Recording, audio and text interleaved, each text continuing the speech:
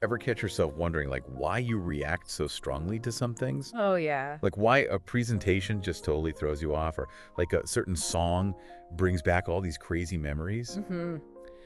Well, today we're doing a deep dive into emotional psychology. Oh, interesting. Yeah, and we're using this podcast script called Emotional Psychology, Uncovering the Power of Our Emotions. Okay. But don't worry, we're not going to get all textbook on you. Right. We're going for the good stuff, the interesting stuff. And the good stuff here is so much more than just, oh, I feel happy. Right. Emotional psychology really digs into how emotions are like the engine behind everything. Yeah. Our thoughts, our actions, even our relationships. Seriously, imagine trying to make like any decision without feelings involved. Right. Life would be pretty boring. It would be robotic almost. Yeah, exactly. But that just shows you how powerful these things are. For sure. Emotions aren't just these fluffy feelings we have, you know? Right. They're rooted in our brains and bodies. They're triggered by events and experiences and even our own thoughts. And don't forget the power of memories. Oh, yeah? You know, that's why a familiar smell can like instantly transport you back to a specific time. Yeah. Bringing like a wave of emotion with it. It's like our brains have this emotional scrapbook or something. Yes. Pulling out all the right feelings based on certain cues. Exactly. But why do we even have emotions in the first place? Yeah. It can't just be to make life more dramatic. Definitely not. Okay. Emotions actually evolved as like essential survival tools. Okay. Think about fear, for example. Yeah. You know, it's what triggers that fight or flight response. Right. Back in the day, that was the difference between dodging a saber-toothed tiger Right. or, well, not dodging it. Yeah. That's a pretty strong argument for fear, I'd say. Right. So it's not just about being scared, it's about keeping us safe. Yeah. But I'm sure there are times where fear holds us back, too. Oh, absolutely. Yeah. And we'll definitely get into how we can manage those trickier emotions a bit later. Okay. But you've hit on a key point. Yeah. Emotions have a purpose. Okay. They are tools, even if they sometimes feel like more like a wrench in the works. I like that emotions as tools. Yeah. Okay, so if fear is the avoid danger tool, Yeah. what are some others? Well, psychologists often talk about the big six emotions. Okay. Happiness, sadness, fear, anger, surprise, and disgust. Gotcha. And these are considered universal, you know, found in cultures all over the world. So no matter where you go, everyone's dealing with these six in some way. Right. What's interesting is we often focus on like how these emotions feel, but not what they actually do. Exactly. Each of those big six has a specific job. Okay. Take happiness, for example. It's Yeah. not just about feeling good. Right. Think about a time you accomplished a challenging goal. Remember that surge of happiness. Yeah. That's your brain rewarding you, pushing you to achieve even more. Oh, okay. So it's like happiness is the motivation tool. Yeah. And what about sadness? It always gets such a bad rap. It does, but sadness is essential too. Okay. It helps us process loss, sure, but it also signals to others that we need support. Right. It's not weakness, it's a call for connection. So sadness is like the reach out tool in a way. You could say that. That's interesting. Yeah. We often try to avoid feeling sad, but maybe we should lean into it a little more. It's about finding a balance, of course. Right, of course. Now fear, we've covered. Yeah, It's our protector. yeah. But let's talk about anger. Yeah. It often gets a bad reputation too, but it's not always about rage. Right. Anger is often a response to injustice. Okay. Have you ever felt so fired up about a cause that you just had to take action? Oh, yeah. That's anger's power to drive change. Wow. I never thought of it that way. Right. Anger as the fuel for change tool. Uh-huh. This is changing how I see these emotions. That's what emotional psychology does. Yeah, helps us understand the why behind the what. I like that. Now, how about surprise? Okay. Think of it as the quick reaction tool. For our ancestors, it was about dodging danger like in a split second. So like when that car swerves in front of you and you slam on the brakes without even thinking? Exactly. Surprise in action. Yes. Okay, last one. Disgust. Okay. It's pretty easy to picture what that feels like, but what's its purpose? Disgust is interesting. Yeah. We usually think of it in relation to things like spoiled food, Right. but disgust actually plays a role in our moral judgments too. Wait, really? Yeah. So my feeling of that's just wrong is connected to disgust. It is. That's wild. It suggests that our sense of what's right and wrong might be more emotional than we realize. But we're getting ahead of ourselves. Okay. The key takeaway here is that even though these emotions might seem simple at first glance, Right. they have this profound impact on everything. Yeah. From our personal relationships to the decisions we make every single day. So we've got these 6 emotional tools, but how do we actually use them effectively? Right. That's where this whole emotional intelligence thing comes in. Right, you got it. Okay. Emotional intelligence, or EI, is like the instruction manual for those tools. Okay. It's the ability to not only recognize and understand our own emotions, but to manage them skillfully. Okay. And just as importantly, it's about understanding how other people are feeling and responding appropriately. So it's like being fluent in the language of emotions. Yes, Both your own and others. exactly. No more emotional miscommunications. Exactly. And get this. Yeah. Research shows people with high EI tend to be more successful in life, both personally and professionally. Okay. They're better communicators, they handle challenges better, and they even have more satisfying relationships. Okay. I'm sold. Right. Sign me up for Emotional Intelligence 101. Yeah. So where do we even begin? It all starts with self-awareness. Okay. This means paying attention to your emotions without judging them. Recognizing what triggers certain feelings. Okay. For example, I used to get really nervous before big meetings. Just being aware of that trigger helped me manage those nerves better. That makes sense. Yeah. It's like once you know what sets you off, Yeah. you can start to like prepare for it. Right. But EI isn't just about ourselves, right? Right. What about understanding other people's emotions? That's where empathy comes in. Okay. It's the ability to step into someone else's shoes Yeah. and truly understand how they're feeling. Empathy is huge in relationships. Absolutely. But I bet it comes in handy in other areas of life too. Oh, yeah. Like imagine being in a negotiation. Right. If you can understand the other person's perspective, you're in a much better position to reach an agreement. Exactly.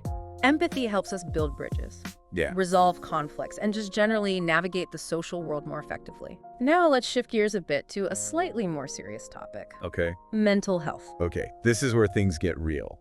It is important to understand that bottling up emotions is not the answer. Right. They need to be acknowledged and processed in a healthy way. Yeah. Ignoring them or pushing them down can actually lead to problems down the line. It's like trying to hold a beach ball underwater. Uh-huh.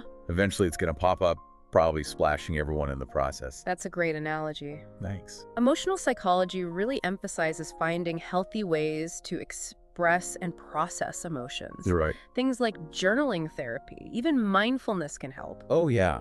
I'm a big fan of journaling. Yeah. It's like having a conversation with yourself on paper. Right. We've talked about mindfulness before on the show. Yeah. Those techniques really help you become more aware of your emotions without getting totally swept away by them. Exactly. Yeah. These are all tools that can empower us to navigate this complex world of emotions in a healthy and constructive way. I like that. Yeah. Healthy and constructive. Remember, every emotion, even the difficult ones, has something to teach us. Okay, so we've gone from understanding why we have emotions to how to use them effectively, Yeah. to even dealing with the tough ones. Yeah. But what about something a bit more personal relationships? Now we're getting to the heart of the matter. I mean, it's pretty obvious that emotions play a huge role in our relationships. Oh, absolutely. Think about love, trust, connection. Yeah. Those are all fueled by emotions. Absolutely. They are the foundation of any strong relationship. Understanding our own emotions and those of our loved ones is essential for building healthy and fulfilling connections. So it's like having a map to navigate the sometimes rocky terrain of human relationships. Yes. So are there specific emotions that are particularly important in relationships? Well, emotional psychology emphasizes the significance of positive emotions like empathy, kindness, and compassion. These are the emotions that strengthen bonds between people, like the glue that holds relationships together. So it's not just about avoiding negative emotions, it's about actively cultivating positive ones. Right. But relationships aren't always sunshine and rainbows, are they? Of course not. Yeah. Conflict is a natural pull of any relationship. Right. But here's where emotional psychology offers some valuable guidance. Yeah. It teaches us that communicating our emotions openly and honestly can be incredibly effective in resolving those conflicts. It's not about avoiding tough conversations. It's about approaching them with emotional intelligence. Exactly. Like being willing to share how you're feeling but also truly trying to understand the other person's perspective. Exactly. And remember, self-awareness plays a key role here too. Right. Understanding our own emotional needs allows us to communicate them clearly and create relationships that are truly supportive and nurturing. So it all comes back to understanding and managing our own emotions. It really does. Our emotional well-being, our relationships, even how we deal with the ups and downs of life. Yeah. It's all connected to how we handle those feelings. You've hit the nail on the head. Thanks. Emotional psychology provides us with these incredible insights into the intricate world of human emotions, Yeah. empowering us to live more authentically, connect more deeply, and really thrive in all aspects of our lives. It's a fascinating field, and I feel like we've only just scratched the surface. Yeah. But before we move on, I want to leave our listeners with something to ponder. Okay. Remember how we talked about disgust playing a role in our moral judgments? Yes, it's such an intriguing concept. If disgust is linked to our sense of morality, could it be that our ideas of right and wrong are more emotionally driven than we realize? That's a really interesting question. Yeah. It definitely challenges us to think about the forces shaping our moral compass. Right. Maybe those decisions we think are purely rational are actually influenced by emotions we're not even aware of. Food for thought. Definitely something to chew on. Right. So to our listeners, keep exploring your own emotional landscape. Yeah. Embrace every emotion, even the tough ones, because they are all part of what makes us human. And remember, the more we understand our emotions, the more empowered we become to live a more fulfilling and meaningful life. Couldn't said it better myself. Yeah. Now let's take a quick break, and when we come back, we'll dive even deeper into the fascinating world of emotional psychology. Sounds good. Okay, so we've talked about understanding and processing our emotions. Right. But what about actually managing them? Yeah. Are there any specific techniques or strategies we can use Yeah. to handle those really intense feelings that sometimes threaten to take over? That's where emotional regulation comes in. Okay. It's a crucial aspect of emotional intelligence. Oh. It's all about finding healthy ways to cope with those challenging emotions Right. and preventing them from dictating our actions. It's like having a toolkit for your emotions. Yes. What are some of the tools we can add to our emotional toolbox? One powerful technique is called cognitive reappraisal. Okay. It involves consciously changing the way we think about a situation to shift our emotional response. So instead of getting swept away by those negative thoughts, Right? we can try to reframe the situation and focus on the positive. Yeah. Or at least a more neutral perspective. Exactly. It's about challenging those automatic negative thoughts that pop up and replacing them with more balanced and realistic ones. Okay. For example, imagine you're feeling super anxious about an upcoming presentation. Yeah. Instead of focusing on all the things that could go wrong, Right.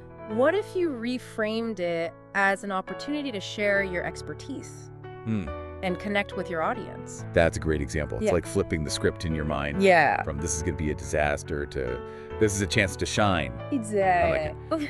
What are some other tools we can use? Another helpful strategy is finding healthy outlets for emotional expression. Okay. This could involve physical activity, creative pursuits, or even just talking to a trusted friend or therapist. It's like finding a channel for those intense emotions to flow through. Yeah. So they don't get all bottled up inside. Exactly. And sometimes simply acknowledging and accepting our emotions can be incredibly powerful. Yeah. It's about giving ourselves permission to feel what we're feeling Okay. without judgment or resistance. It's like saying to yourself, Yeah. okay, I'm feeling anxious right now. Right. That's okay. I'm not going to fight it. Yeah. I'm just going to observe it and let it pass. That's a great way to put it. Yeah. Mindfulness practices like meditation can be incredibly helpful in cultivating this sense of non-judgmental awareness of our emotions. Right. They help us create a space between our emotions and our reactions, Okay. allowing us to respond more thoughtfully Right. rather than just reacting impulsively. It's about becoming the observer of our emotions Yes. rather than the puppet. Exactly. But we're not letting our emotions control us. Right. We're learning to understand and manage them. Yeah. That makes a lot of sense. Yeah. Now let's shift gears a bit and talk about something I find really intriguing. Okay. The connection between emotions and our physical health. It's a fascinating area of research. Yeah. For a long time, people thought of the mind and body as separate entities. But we're learning more and more about how interconnected they truly are. I've always suspected there's a link, Yeah. but I'd love to hear more about like the science behind it. Well, research has shown that chronic stress, Right. which is essentially prolonged exposure to negative emotions like anxiety and worry, can have a real impact on our physical health. Like those emotions are sending stress signals throughout our entire body. Exactly. When we're constantly stressed, our body releases hormones like cortisol, which over time can weaken the immune system, Oh, wow. increase the risk of cardiovascular disease, and contribute to a whole host of other health problems. So managing our emotions isn't just about feeling better mentally. Right. It's also about protecting our physical well-being. Absolutely. Taking care of our emotional health is just as important as taking care of our physical health. Yeah. They're interconnected Right. and influence each other in really profound ways. It's a holistic approach to well-being. Yes. We've got to take care of the whole package, mind and body. Now let's talk about a topic that I find particularly fascinating. Okay. The cultural influences on emotions. It's an area that highlights the diversity of human experience, Okay. while the fundamental human emotions are universal, Yeah. meaning everyone experiences them. Right. The way they are expressed and regulated can vary significantly across cultures. So the basic emotions are the same, Yeah, but the cultural lens through which we experience them can shape how we express them. precisely. For example, in some cultures, Yeah. it's considered totally normal and even healthy to express emotions openly and intensely.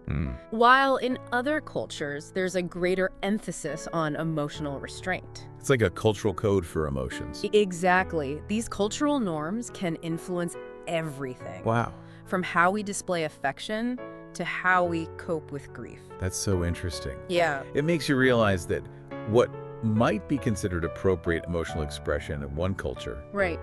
could be totally misinterpreted in another. Absolutely. It's all about understanding and respecting those differences. Absolutely. Cultural awareness is key when it comes to understanding and interacting with people from different backgrounds. Right.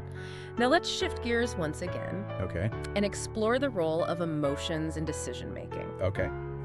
We often think of decision-making as this purely rational process, No. but emotions play a much bigger role than we might realize. Oh, absolutely. Yeah, I know I've made some pretty questionable decisions in the heat of the moment, right. driven by emotions rather than logic. We've all been there. Yeah. It's part of being human. Emotions can influence our decisions in both positive and negative ways. Yeah. For example, feelings of excitement and enthusiasm Yeah. can motivate us to take risks and pursue opportunities that we might otherwise shy away from. So it's like those emotions give us the courage to step outside of our comfort zone Yeah. and embrace new possibilities. Exactly. On the other hand, fear and anxiety can sometimes lead us to make decisions based on avoiding potential threats rather than going after what we truly desire. It's like those emotions create a mental roadblock, preventing us from moving forward. That's a great way to put it. Yeah. The key is to be aware of how emotions are influencing our decisions, Okay. so we can make choices that are aligned with our values and goals. So it's about finding that sweet spot between the head and the heart, Yeah, logic and emotion. exactly. It's about integrating both our rational and emotional selves Okay. to make well-rounded and informed decisions. I'll accept. It's not always easy, but it's definitely worth striving for. Yeah, for sure. Now let's dive into another important area of emotional psychology, Okay. the study of emotional disorders. This is a topic that deserves our attention, It does. and it's important to approach it with sensitivity and understanding. Absolutely. We want to make sure we're providing accurate information Right. and encouraging people to seek help if they need it. Of course. Emotional disorders such as anxiety disorders, Ah. depression, and bipolar disorder are characterized by persistent and intense emotional experiences Right. that can significantly impact a person's quality of life. It's like those emotions have taken center stage and are running the whole show. That's a good way to put it. Yeah. These disorders can manifest in a variety of ways, Okay. including changes in mood behavior and physical well-being. It's important to remember that these disorders are not simply a matter of snapping out of it. Right. They require professional help and support Absolutely. These are real medical conditions. Yeah. that require professional treatment. Right. Fortunately, there are effective treatments available, Okay, good. including therapy, medication, and lifestyle changes. It's a journey of healing and recovery that requires patience, understanding, and professional guidance. It is. It's important to remember that there is hope and help available. Well said. Now, before we wrap up this deep dive into the world of emotional psychology, Yeah. I want to touch on one final but incredibly important topic. Okay. The power of positive emotions. Let's end on a high note. Sounds good to me. Research has shown that positive emotions such as joy, gratitude, and love have a huge impact on our overall well-being. Okay. They can boost our immune system, reduce stress levels, and enhance our resilience in the face of challenges. It's like those positive emotions create a ripple effect of well-being throughout our entire being. Exactly. Cultivating positive emotions is so essential for living a happy, healthy, and fulfilling life. So how do we do that? How do we cultivate more positive emotions in our lives? It can be as simple as engaging in activities that bring us joy, practicing gratitude, nurturing our meaningful relationships, Right. and contributing to something larger than ourselves. It's about intentionally seeking out those moments of joy, appreciation, and connection. Precisely. The more we cultivate positive emotions, the more they become an integral part of our daily experience. It's like building a foundation of positivity that can support us through all of life's ups and downs. Well said. Yeah. And with that, I think we've covered a pretty comprehensive overview of the fascinating world of emotional psychology. Wow, what an incredible journey. Yeah. We've explored the evolutionary roots of emotions, the impact of culture on emotional expression, the link between emotions and physical health, the role of emotions in decision-making, the challenges of emotional disorders, and the power of positive emotions. It's a lot to take in, Yeah, but hopefully it's given our listeners a better understanding of this complex and fascinating field. I feel like I've gained a whole new appreciation for the power of emotions. Yeah. They're not something to be feared or suppressed, Right. but rather something to be understood, embraced, and harnessed for good. Emotions are what make us human. They Yeah. add color and depth to our lives.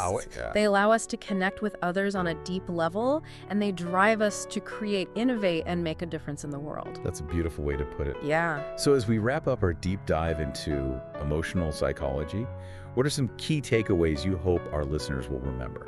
First and foremost, I hope they'll remember that emotions are not the enemy. Right. They are a fundamental part of who we are, Yeah. and they serve important purposes. They're like messengers giving us valuable information about ourselves and the world around us. Exactly. It's important to listen to those messages, to acknowledge and accept our emotions, and to find healthy ways to express and manage them. And remember, it's okay to ask for help when we need it. There are resources available, such as therapy and support groups, Yeah, that can provide guidance and support on our emotional journey. absolutely. Seeking help is a sign of strength, not weakness. Right? It's about taking care of ourselves and prioritizing our mental and emotional well-being. So, to our listeners out there, we encourage you to embrace your emotions, to explore your emotional landscape with curiosity and compassion, and to remember that you are not alone on this journey. Yeah.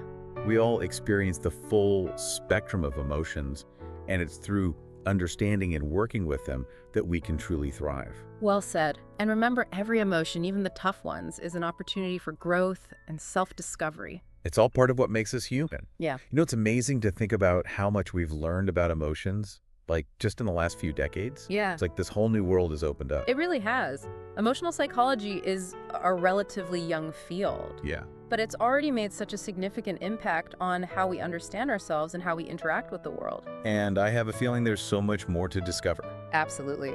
As we continue to explore the brain and the complexities of human experience, we're bound to uncover even more fascinating insights into the realm of emotions. It's an exciting time to be diving into this field. Yeah. So as we wrap up our deep dive into emotional psychology, what are some of the key takeaways that you hope our listeners will walk away with? I think the most important thing to remember is that emotions are not the enemy.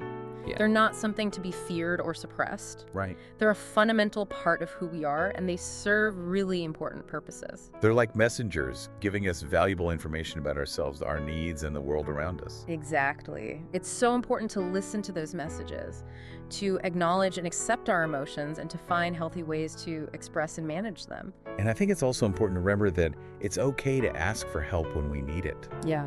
There are so many resources available, like therapy and support groups, that can provide guidance and support on our emotional journey. Absolutely. Seeking help is a sign of strength, not weakness. It's about taking care of ourselves, prioritizing our mental and emotional well-being. So to our listeners out there, we encourage you to embrace your emotions, to explore your emotional landscape with curiosity and compassion, and to remember that you are not alone on this journey. We all experience the full spectrum of emotions, and it's through understanding and working with them that we can truly thrive. Well said. And remember, every emotion, even the tough ones, is an opportunity for growth and self-discovery. It's all part of what makes us human. Thank you for joining us on this deep dive into the fascinating world of emotional psychology. We hope you've gained some valuable insights and tools to navigate the complex and ever-changing landscape of your own emotional experience.